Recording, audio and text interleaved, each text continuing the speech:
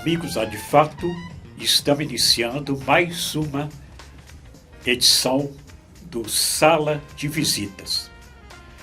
Tem uma teoria da política que eu acho muito interessante. Ela é válida para a administração dos municípios. A gente gosta de dividir a administração municipal em duas etapas. A primeira etapa vai do primeiro ao segundo ano. No primeiro ano, é hora do prefeito conhecer o funcionamento da máquina pública e avaliar o desempenho da sua equipe de governo. Nesse momento, o mandatário principal da cidade está em lua de mel com a população. Então ainda tem o voto de confiança. A Câmara também ainda está no período de benevolência com o chefe do Executivo. Então, o primeiro ano, ele tem toda a possibilidade de tentar colocar a máquina nos trilhos. No segundo ano, praticamente começa o governo, porque aqueles secretários que não se adequaram à administração, fatalmente já terão ficado pelo caminho, porque serão exonerados no fim do primeiro ano. O terceiro ano é fatal. No terceiro ano, a paciência da população já está no limite, a Câmara já não está tão suscetível ao governo municipal, então se ele não fez um bom segundo ano, então o prefeito das cidades, terão sérios problemas no terceiro ano. Hoje estamos recebendo aqui para conversar sobre política nesse momento muito importante, no início desse momento decisivo, o vice-presidente da Câmara de Vereadores de Itabira, o Luciano Gonçalves, sobrinho do MDB. Luciano, é um prazer recebê-lo aqui na Sala de Visitas da De Fato. Prazer todo meu, Fernando, estar aqui nesse momento, nesse quadro tão importante aí, né, do Grupo De Fato, que é a Sala de Visitas. É uma honra para mim estar aqui nesse momento, podendo esclarecer a população itabirana um pouco sobre o meu mandato. Então, Luciano, começando, dando prosseguimento a essa colocação que eu fiz na abertura, o terceiro ano é um ano que começa praticamente informalmente o processo político, porque no ano que vem é o último ano, é um ano político e praticamente não se tem como fazer, muito pouco administrativamente. Qual é a sua avaliação para esse terceiro ano que está começando agora? Inclusive as reuniões da Câmara estavam de recesso, começa a semana que vem. Qual a sua avaliação para esse ano que começa nesse momento? Fernando, é importante pergunta e eu gostaria aqui de deixar claro que eu não tenho nada contra o cidadão Marco Antônio Lage. É uma pessoa muito agradável, nos recebe muito bem quando a gente precisa conversar, mas a gestão do prefeito Marco Antônio Lage, infelizmente, tem deixado a desejar. Esses 2 primeiros anos, a população, claro, deu um voto de confiança muito grande ao atual prefeito. A população esperava muito mais dele, porque o que foi dito em campanha é que Itabira iria ter uma gestão profissional, técnica, uma gestão que seria 40 anos em 4, e o que a gente percebe não vem acontecendo isso. As coisas, infelizmente, não funcionam, a saúde na nossa cidade está precária, estamos com problemas de infraestrutura aí na parte urbanística da cidade, a via urbana toda cheia de problemas com asfalto, a zona rural sofrendo já há algum tempo. Então, a gente entende que o que foi prometido em campanha, o eleitor, ele esperava mais, não só a Câmara Municipal de Itabira, por seus vereadores, mas também a população de um modo geral. Bom, passaram-se 2 anos, estamos agora entrando no 3º ano. O que a gente espera é que esse governo consiga, pelo menos em parte, cumprir o que foi prometido. A população espera. Nós sabemos que o município de Itabira é um município rico, um município que tem uma arrecadação na ordem aí de mais de R$1 bilhão por ano. Então nós esperamos mais desse governo, justamente pelo dinheiro que tem em caixa, pela situação da nossa cidade hoje. E é isso. O que foi prometido em campanha, infelizmente, não foi cumprido até agora, e a cidade está aguardando, esperando muito mais esse prefeito, não só a Câmara, mas também a população. Ano que vem já é ano eleitoral, não dá tempo praticamente de fazer mais nada, então o governo tem um checkmate agora nesse ano de 2023, e a gente espera realmente que consiga resolver aí os grandes problemas da cidade. E na sua avaliação, por que a mercadoria não foi entregue conforme programada? O que aconteceu? Segundo o seu ponto de vista, o governo está funcionando. O que estaria provocando essa letargia? Fernando, isso é falta de experiência mesmo, assim, do prefeito como gestor. A falta de experiência dele como gestor. A gente sabe aí que ele vem da iniciativa privada, é uma pessoa bem sucedida na vida, trabalhou em grandes empresas, a gente respeita isso. Mas justamente por isso a população esperava mais, vir novas ideias para Itabira, uma pessoa que viajou em vários países, que trouxesse novas ideias para a nossa cidade, e isso não vem acontecendo. Troca-troca constante do governo, a gente entende que não está dando certo, de fato tem que trocar. O secretário que não está cumprindo as metas que foram estabelecidas, tem que haver essa troca. Mas a troca dentro do governo está sendo muito grande. São várias pastas que são trocadas, são vários secretários que saem, vão para outra secretaria, não dá certo, vai para outra secretaria. Então, tudo isso, a meu ver, tem atrasado e atrapalhado muito o desenvolvimento da nossa cidade. Um secretário inicia uma ação, uma ideia, depois logo à frente ele é substituído e tudo aquilo cai por terra. Vai entrar um novo secretário, vai ter que começar o planejamento todo de novo. Isso eu imagino que tem atrapalhado muito o desenvolvimento. Você é crítico quanto mais da atual administração. Com toda a sua experiência, todo o seu conhecimento, na sua avaliação, qual que é o principal problema da cidade nesse momento e que solução você teria para esse problema? Fernando, todos nós itabiranos, nós ficamos preocupados com a diversificação econômica. Nós sabemos aí que a Vale continua aqui na cidade, mas nós nos preocupamos com o futuro.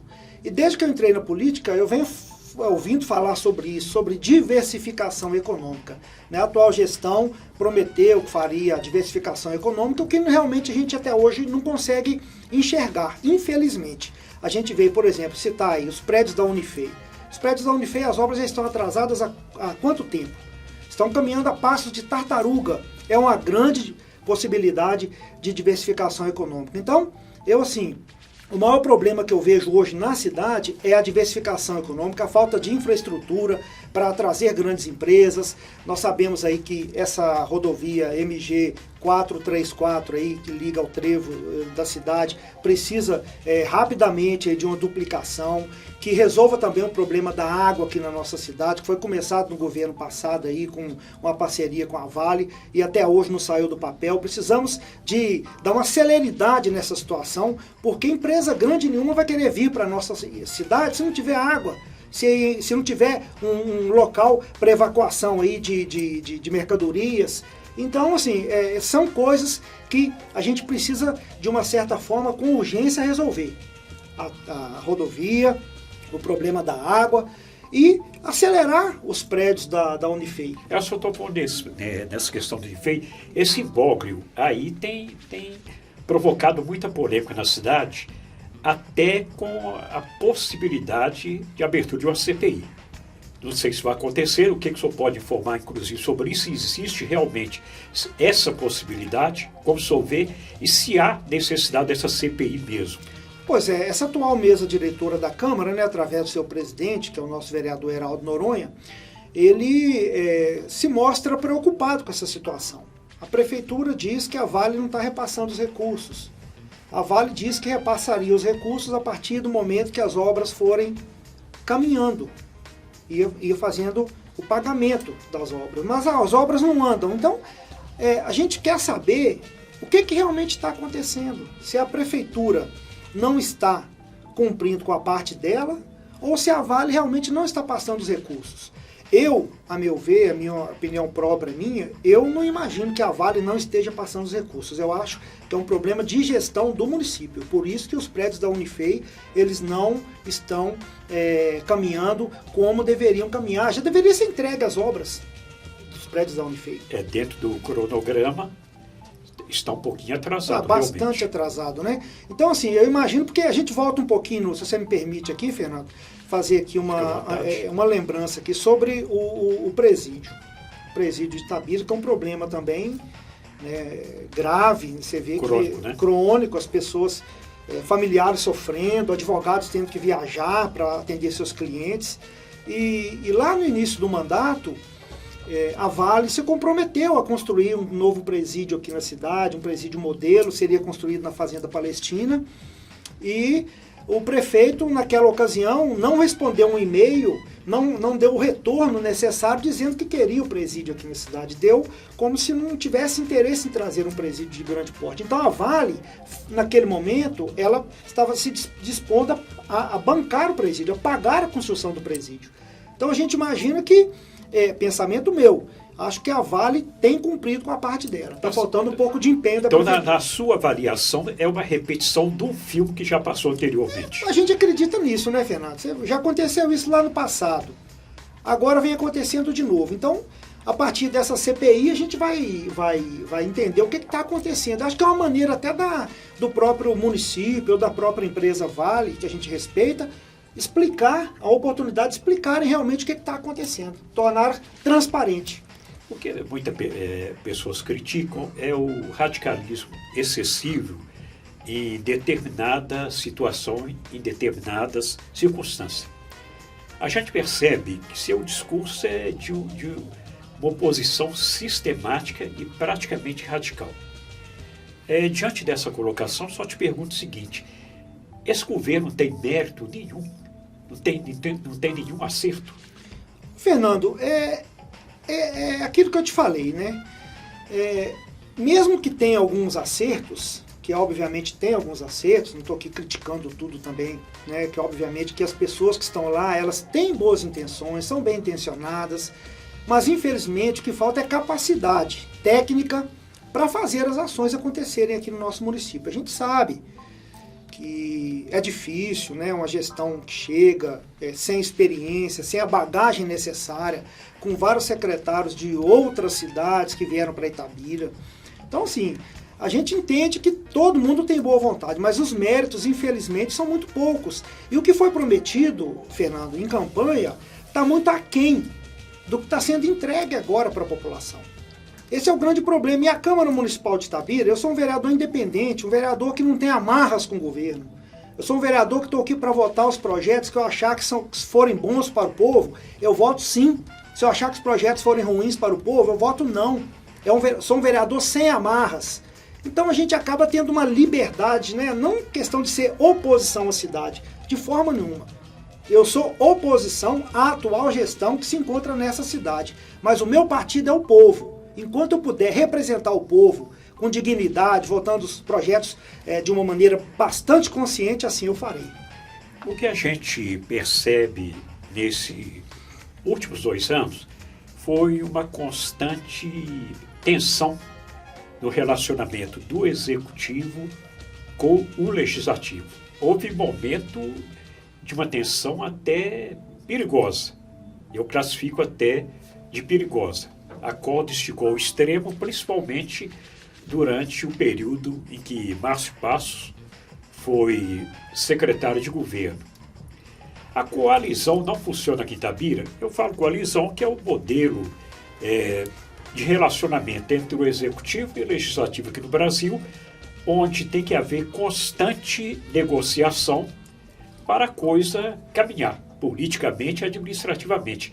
A coalizão aqui em Itabira, como que ela funciona? Ô Fernando, até uma boa pergunta, porque nessa última eleição agora para a presidência da Câmara, né, nós preocupamos muito porque nós elegemos um vereador teoricamente da oposição também, que é o vereador Heraldo Noronha. A nossa preocupação é institucional, para que a Câmara não fique com briga, vamos dizer assim, com a Prefeitura, e que a população não tenha que pagar o pato nessa situação. Então, essa coalizão, Fernando, ela deveria estar acontecendo desde o início do mandato. Eu confesso para você que eu tentei conversar com o governo algumas vezes, mas infelizmente o atendimento, o que é prometido em questão de ações, não acontecem. Isso vai tornando o clima cada vez mais difícil. Eu estive agora conversando com o prefeito, há poucos dias atrás, uma reunião lá com a mesa diretora, falei com o prefeito, o meu interesse é que as ações aconteçam na nossa cidade. Eu estou aqui para cobrar as ações que foram prometidas em campanha. E isso que nós estamos aguardando, nada mais do que isso, que o prefeito cumpra o papel dele como gestor de uma cidade que tem tanto dinheiro em caixa e que consiga resolver aí, criar situações para melhorar a qualidade de vida do cidadão. Agora, a coalizão, infelizmente, ela não vem acontecendo, viu? Espero que daqui para frente possa até acontecer, mas infelizmente até hoje não aconteceu. Nesse aspecto a gente deve observar que já foram 4 secretários de governo. E é o ponto-chave, o ponto fundamental para a coalizão funcionar, que é o negociador do Executivo. E um ex-vereador muito experiente, o Geraldo Turrinha, que foi até presidente da Câmara, foi secretário de governo e não permaneceu. E agora tem o secretário de governo, foi colega seu lá na Câmara. Aí eu te pergunto, continua tendo essa dificuldade, mesmo com a presença do seu colega lá, o Bernardo Rosa, né? Na verdade, eu sempre falo o seguinte, não existe cargo sem autoridade. Não adianta as pessoas terem cargo e não terem autoridade para resolver, para poder demandar ali, resolver aquelas situações ali provenientes do cargo que ela ocupa. Eu respeito muito o Gabriel Quintão, tive boas conversas com o Gabriel Quintão, não tem problema nenhum pessoal com o Gabriel, não tem problema pessoal nenhum com o Márcio Passos, longe de mim. Geraldo Turrinha sempre me atendeu muito bem, nós conversamos muitas vezes, mas infelizmente as ações elas não aconteciam. Parece que todas as vezes que um secretário vai tentar resolver alguma coisa, tem que conversar com o prefeito. E o prefeito não consegue resolver as demandas. O Bernardo Rosa, um vereador sensacional, meu amigo, um secretário, cara que... Hoje eu estive conversando com ele na Câmara, recebe a gente com toda alegria, tem um bom diálogo, mas infelizmente, que me perdoe, mas eu vejo que não tem a força, o poder necessário para resolver o que é prometido pelo governo. Então, você está salientando que falta autonomia ao secretário de governo, a todos eles, todos que passaram por lá. Eu não vou dizer nem que é autonomia, eu não sei se é eles que às vezes ficam com receio de tomar certas decisões, eu acho que é isso mesmo, né? Tem que conversar com o prefeito, obviamente, mas tem algumas situações que o secretário tem que ter autonomia para resolver. Né? Em muitos casos, não vou nem dizer o caso do Bernardo, porque no caso do Bernardo, o nosso diálogo já era muito pouco mesmo. Sabe? Lá no início a gente teve um diálogo maior, mas alguns secretários não tiveram autonomia para resolver. E tudo é centralizado na Secretaria de Governo. Não tem tudo que qualquer secretário que a gente vai conversar... Na verdade, o secretário de governo é uma espécie de primeiro-ministro municipal, né? Sim. Na verdade, depois do prefeito, ele que tem mais poder, Sim. mais até do que o vice. O vice quase que é uma figura, um objeto para enfeitar a paisagem, né? Um objeto artístico. Verdade. Então, voltando nessa questão do terceiro ano, se preparando para fazer a travessia do Rubicão, igual eu gosto de falar, porque o ano que vem é eleitoral e esse terceiro ano é a travessia para o período eleitoral. Uhum. Você ainda dá um voto de confiança para esse governo? Você tem alguma esperança de que daqui a pouco você pode passar a elogiar ações governamentais? Fernando, o voto de confiança foi dado à população, né? A população deu voto de confiança ao prefeito. Eu também, como vereador eleito também pelo povo, assim como o prefeito também foi, claro que eu vou dar um voto de confiança. A gente vai aguardar o desenrolar desse ano agora de 2023. Eu insisto mais uma vez, tem muito dinheiro em caixa e tem condições realmente de fazer as obras, entregar as melhorias para a população. A gente espera isso, eu dou um voto de confiança, mas com essa ressalva, né? A gente faz uma análise com os 2 anos passados, infelizmente o que aconteceu em nossa cidade foi muito pouco ou quase nada, então a gente fica com o pé atrás com relação a esse ano de 2023. Mas claro, voto de confiança e a gente espera realmente de coração que ele consiga entregar as melhorias aí para a nossa população. Vereador, você está no 2º mandato, já conhece bem o funcionamento da política, da máquina administrativa, dos corredores da Câmara, todas aquelas negociações para projeto, para questões políticas, como eleição de mesa diretora. Eu te pergunto, você está satisfeito com a sua atuação? A Câmara, o Legislativo, era o que você imaginava, era o que você sonhava, ou você tem algumas ressalvas? Bom, Fernando, eu até contar um pouco da minha história aqui. Eu venho do rádio, né? Trabalho no rádio e eu me lembro lá no início, 2012, quando eu sonhei um dia em me candidatar a vereador. Eu ficava no rádio, as pessoas ligavam, a rádio acaba sendo meio que um para-raio da população. A pessoa liga para o rádio tentar ajudar, muitas vezes, o que o poder público não consegue. E eu ficava lá no rádio, às vezes reclamando, falando de uma situação, falando de outra. E muitas vezes não tinha nem como ser ouvido aí em várias repartições públicas. Aí eu pensei bem, falei, quer saber de uma coisa? Eu vou me candidatar a vereador e além de falar aqui no rádio, eu vou poder depois ir lá no serviço público e fazer a cobrança e levar as demandas do povo.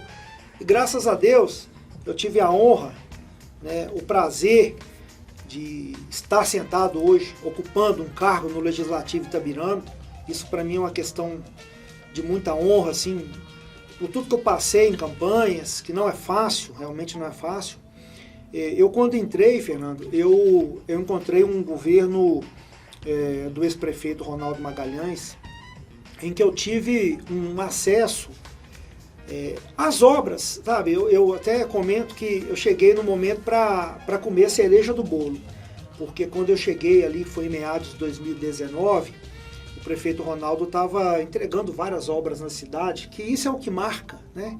Isso é o que marca na vida de um gestor, na vida de um vereador, que o vereador puder ajudar, colaborar para as melhorias da nossa cidade. Então, naquele momento, eu me senti realizado, sabe, Fernando?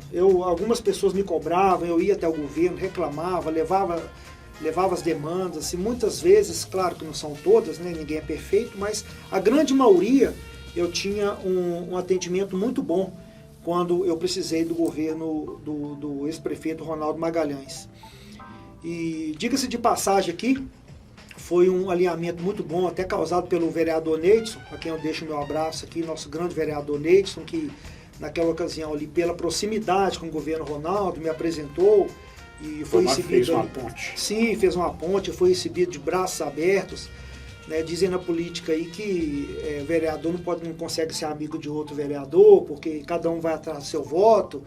Mas na minha vida pessoal, assim, com relação ao Neidson, eu penso até outra coisa. O Neidson se tornou um irmão para mim, uma pessoa que está sempre me acompanhando aí no dia a dia. Naquele momento me ajudou muito. E eu consegui, naquele um ano ali que antecedia a eleição, eu consegui muitas ações aí para a nossa cidade, obviamente que através do prefeito, né? Vereador não faz obra, deixar bem claro aqui para o povo, né? Porque vereador não faz obra, quem faz obra é o prefeito, quem entrega é o prefeito. O vereador está fazendo as indicações, está fazendo as cobranças, levando as demandas, mas quem faz obra é o prefeito. Então, eu consegui, através de muitas indicações, de muitos diálogos, conversas, ajudar, creio sim, muitas comunidades aqui da nossa cidade, muitos bairros. Então, esse cargo de vereador, então, atende bem a sua expectativa. Atende. É o que você esperava. Atende. Mesmo com a crítica que você faz ao atual governo, é o que você esperava. É o que eu queria te falar. Aí que aconteceu isso na gestão do Ronaldo. Quando, de 2020 para cá, como, eu acho que a gente tem até que esquecer um pouco isso, perdeu a eleição de um partido, não tem esse negócio de briga, de perseguição, vamos juntar todo mundo, a cidade é uma só, vamos todo mundo lutar por um ideal, mas aí como eu disputei a eleição do outro lado, eu imagino que eu já não fui observado ali com bons olhos pela atual gestão, porque eu não consegui, tentava o diálogo, conversar, algumas demandas, algumas cobranças, mas infelizmente um atendimento muito pouco.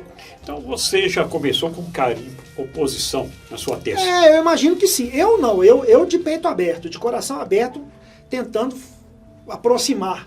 Agora, eu imagino que do outro lado, olhando para mim, me enxergaram já como uma oposição e de fato, eu nunca fui recebido assim de braços abertos, assim como um vereador, do que está aqui para somar com o nosso governo. Eu nunca fui recebido dessa forma. Ô Luciano, o tempo está acabando. Eu sei que a gente teria possibilidade de ficar conversando aqui até o dia inteiro. Você tem bastante coisa para contar, bastante história para contar, até de sua vida pessoal. Mas gostaria muito de agradecer pela sua disponibilidade e ter vindo aqui para passar esses minutos com a gente, esclarecedor para a população, para o seu eleitorado. Muito obrigado pela visita à De Fato. Ô Fernando, eu agradeço mais uma vez, o Grupo De Fato, Sala de Visitas, você já me convidou algumas vezes, né? E hoje eu estou tendo a honra de estar aqui e, sobretudo, mostrando aí a transparência para a população itabirana. Eu gostaria de deixar um recado aqui, que a população pode contar com o meu trabalho. Eu, graças a Deus, hoje eu sou vice-presidente da Câmara Municipal de Itabira. Vamos fazer um serviço lá, um trabalho bem feito, um trabalho independente, sempre a favor da população, tá? Pode ficar tranquilo, porque a Câmara agora, a mesa diretora, parte dela é oposição ao governo, mas não é oposição à cidade. Estamos de braços abertos aí para ouvir as demandas da população. Quem tiver alguma coisa para nos levar, que nos procure na Câmara Municipal, é a Casa do Povo. As reuniões, às segundas-feiras, reuniões de comissões começam às 14 horas. É o momento da população ir, levar suas demandas, e nós estaremos lá tentando resolver os problemas. Muito obrigado. Obrigado. Assim, amigo da De Fato, estamos encerrando mais uma edição do nosso Sala de Visitas. Muito obrigado, um abraço a todos e até a próxima oportunidade.